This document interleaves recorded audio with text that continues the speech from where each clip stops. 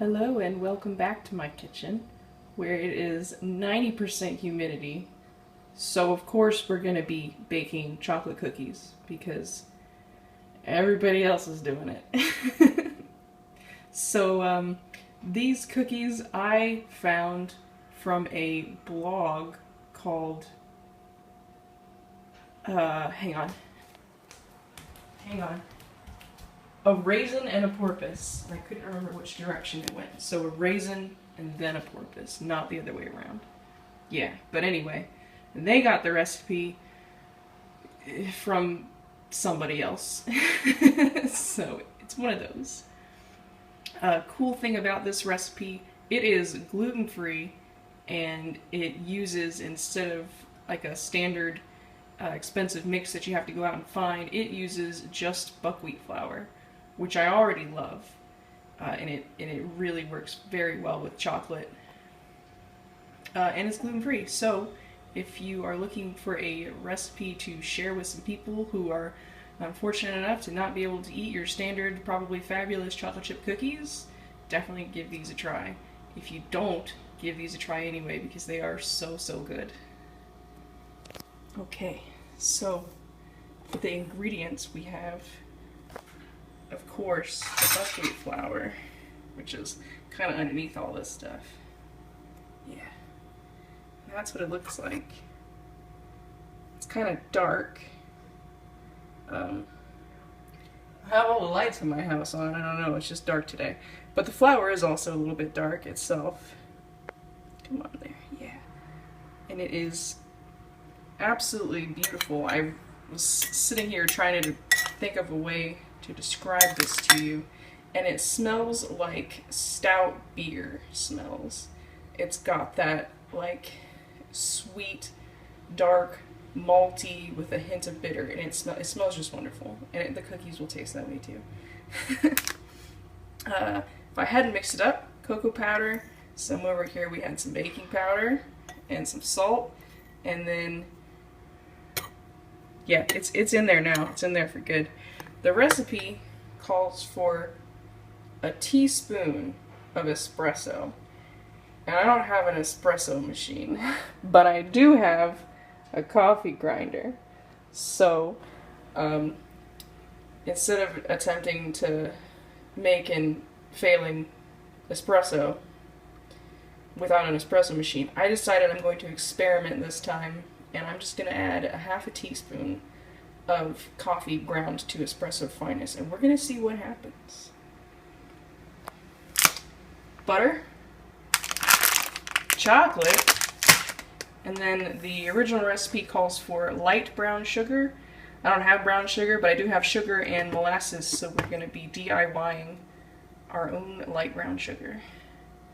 If you're like me, or just, you know, don't feel like walking down to Starbucks to get an espresso for 1 teaspoon to make cookies, coffee grinder, also not necessary but helpful, stand mixer, and the oven set to 350. It's time to let's make a mess. Fortunately enough for me, the first step is just combine dry ingredients in bowl, which I was already halfway there.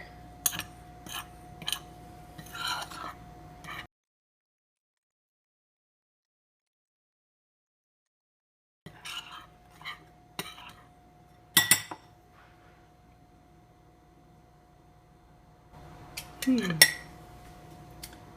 coffee is quite strong. I'm hoping that was not a bad idea on my part. Okay, let's make our brown sugar. Let's see, can you see the... You can't. Dang. Oops, and I messed it up. 0. Okay, so for people without scales, I highly recommend you get one. They're super fun. And you don't need measuring cups, so you can measure right into your bowl. And also, you know for a fact that what you're getting is what you're getting. Me, I'm terrible. Terrible with measuring cups. So we're going for 125 grams which is like 2/3 of a cup. And the original recipe called for a little bit more than that, but they also, oops, that's a little much. They also used bittersweet chocolate, which I couldn't find. I could only find semi-sweet, so this is how I'm compensating. There we go. Next step, add molasses. So we're going for light brown sugar, which is about a tablespoon of molasses per a cup of sugar. We've got like 2/3-ish, so we're going for about 2 teaspoons.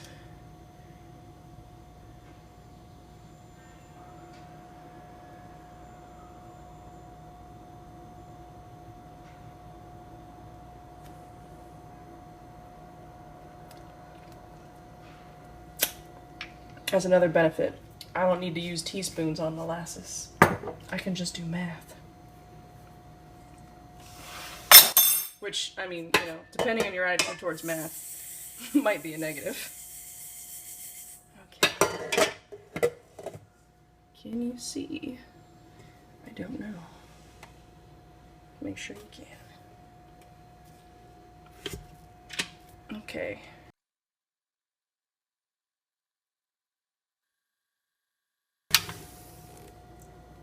Almost there.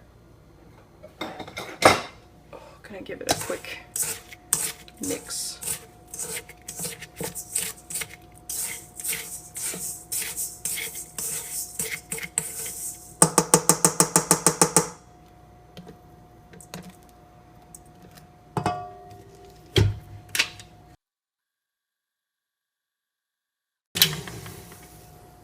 Okay. And we got brown sugar.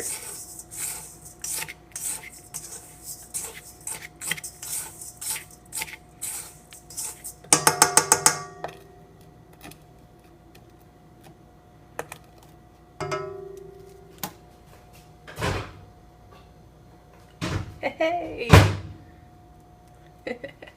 So, in Volkro's cookie recipe, she shares a really cool tip with how to soften butter from the refrigerator. And because I forgot to leave this out last night, it's been odd, hot, weird temperatures, and I was afraid that if I left it out, it would melt. So I didn't. Plop. So what she says is to boil water in a cup and then dump out the water and invert the cup over the butter. Well, I didn't really have a cup that worked with this size of butter, so I boiled water in my microwave and then took the water out and then stuck the butter in there for like, I don't know, a bit, and it is perfect. So thank you, Volkro. All right. How to cream butter. Normally I don't go into how-tos on these recipes because if you're watching these, I'm assuming it's for fun and you may or may not actually do it, or you probably already know more than me. But yeah, creaming butter is one of those things that I did wrong a bunch of times, so I'm just gonna tell you how I do it because it works really reliably. A lot of recipes will say to cream it on high for like 10 minutes, or you have to beat it with a stick for an hour. Like, no, you don't. It does not take an hour to cream butter by hand. It doesn't take an hour to whip egg whites by hand either. Medium low, so I'm gonna set it to like 4 maybe, and like 2 to 3 minutes, and I'll show you the texture that we're looking for when we get there.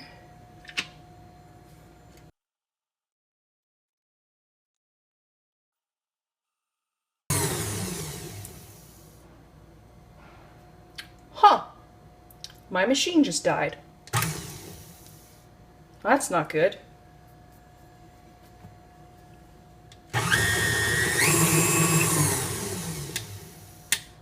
What the hell? Oh no. guess you get to see this by hand. That's awful. I just had it fixed. Dang it.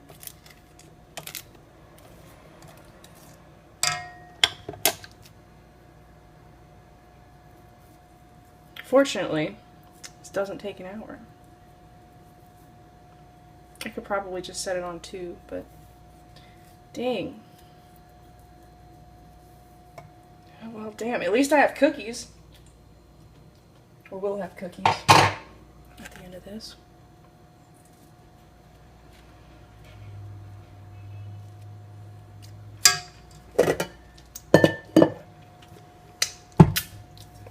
This actually makes it easier to explain what we're going for.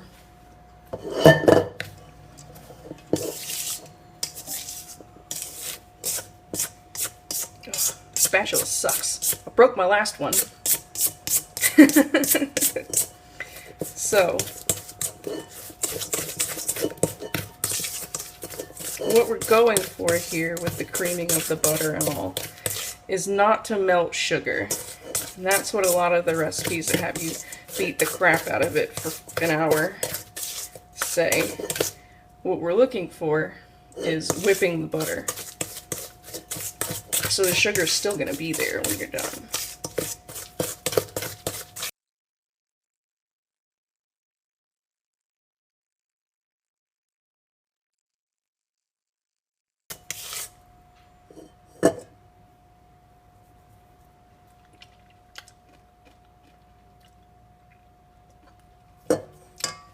Might actually be just a little bit hot in here.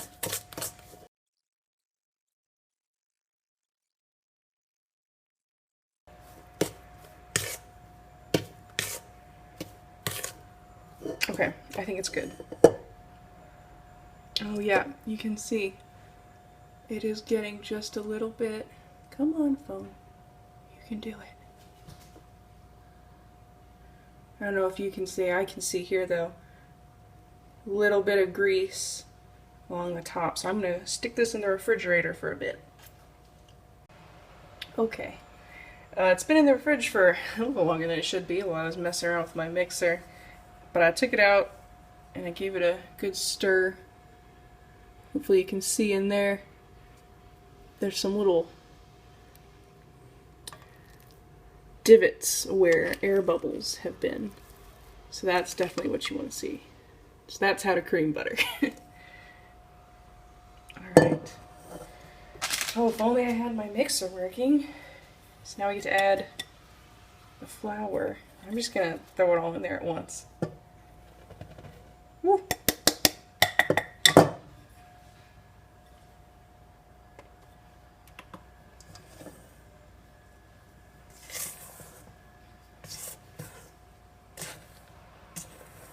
This was a bad idea. I should have I should have done a little bit at a time.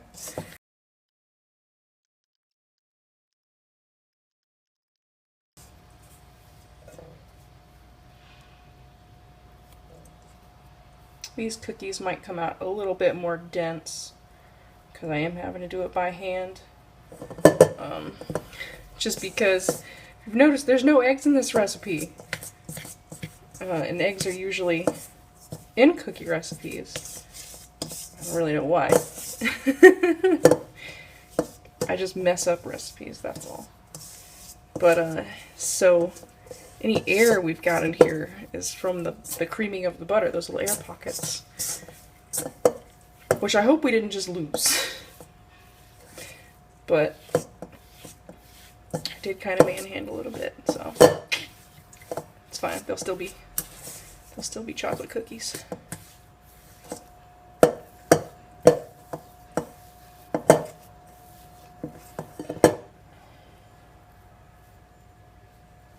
Oh!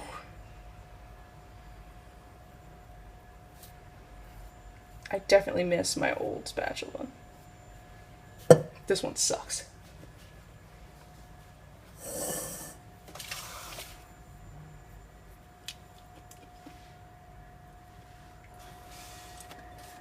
All right.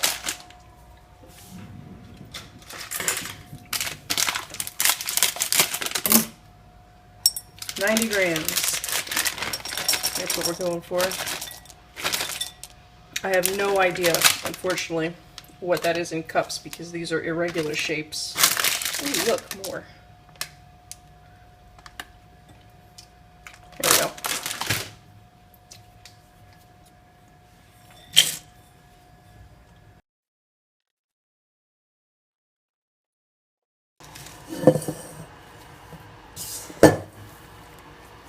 All right. Now we've got to combine our small portion of dough with our relatively large portion of chocolate. That is not me complaining. Just stating a fact.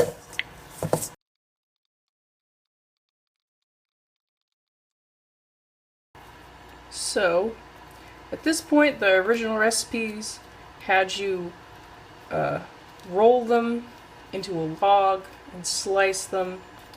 The original recipe actually doubled this and made 12 cookies.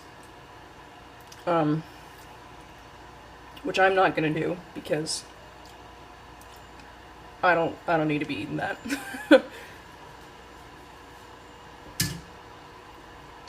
So instead, I'm just gonna scoop these out like my scooper, which probably could use a little butter, even though it's liquid. There we go.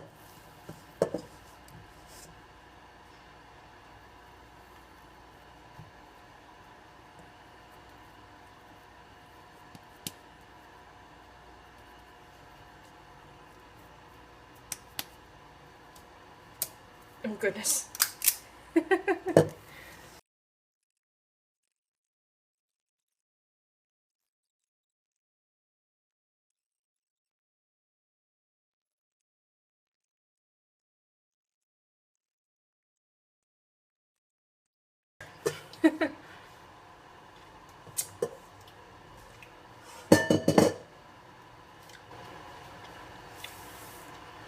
Okay. So some of these I'm actually going to freeze because I don't need a dozen baked cookies sitting around. Probably only going to bake 3 or 4. Okay, so they baked for 14 minutes. And then I let them cool for a bit. And I kind of baked them until... It's hard to see on that one. Here's the one I rolled out. You can see there's little cracks at the top. And it's sort of slouched a bit.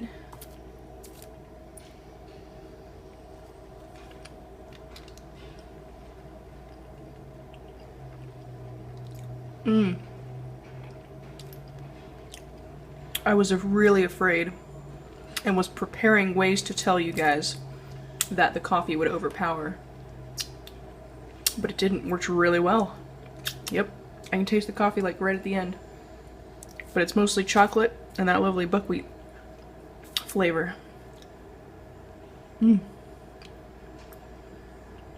These need milk. Yeah, they are a little, if you mash them, they'll break apart, but I wanted to show you guys the inside. See exactly how much chocolate is in there. Lots. Ooh, these are super, super good. Really happy with how these turned out. Definitely need some milk though.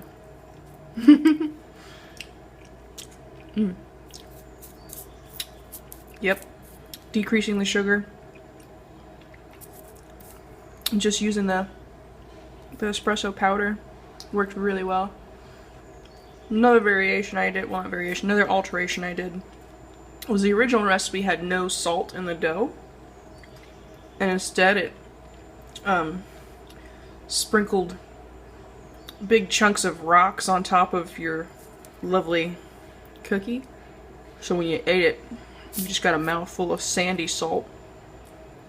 I imagine I am not a fan of salted things. You know, that's just some people's taste. It is not to mine. I don't like eating big hunks of salty rocks. But these are really good. I highly recommend them. If you have never tried buckwheat before, this is a excellent recipe to try because it's not about 90% chocolate. But you still get that buckwheat flavor. Totally delicious. Yep. Adding a new chocolate cookie recipe to the Gamers and Geeks playlist. Hopefully this is where you found that. If not, definitely go check it out. It is on Vault Girl and Japik O'Death's channels. And there is a lot of good stuff in there. There are some Fallout chocolate cookies that just went up. Vault Girl did one. And another member of the playlist also. Look at that one. It's mostly chocolate. Come on, phone. You can do it. You can do it. I know it's close. You can do it. Come on. There we go. Look at that. Yep. There's a reason I only made 4 of these. Alright. So I'm gonna go get some milk. And you should go check out the playlist. And figure out where you can buy some buckwheat.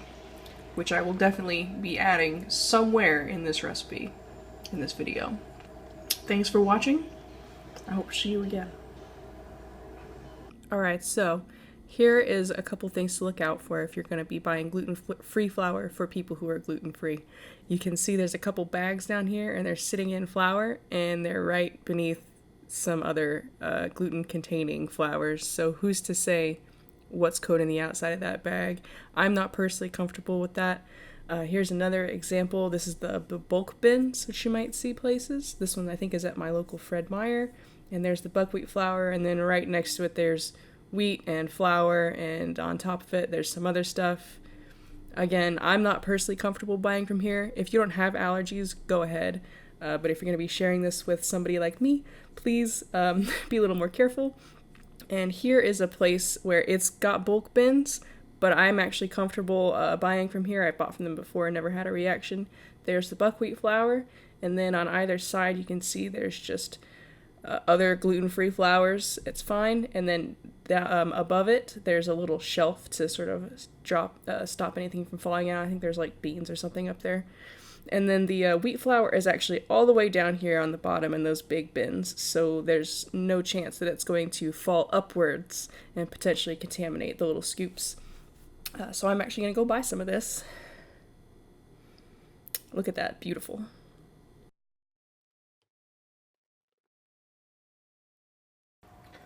Okay, I think I figured out what's wrong. It broke. So there's... Let's see how...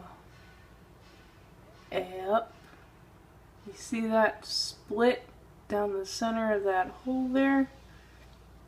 There's supposed to be a screw that goes in there that is apparently how you control the upper level speeds. So that's definitely why that one wasn't working. And when I cracked her open, I saw... Oopsie, sorry about that. This one's broken too. I tried to super glue it back together. It probably won't hold. So yeah, I need to fix some things.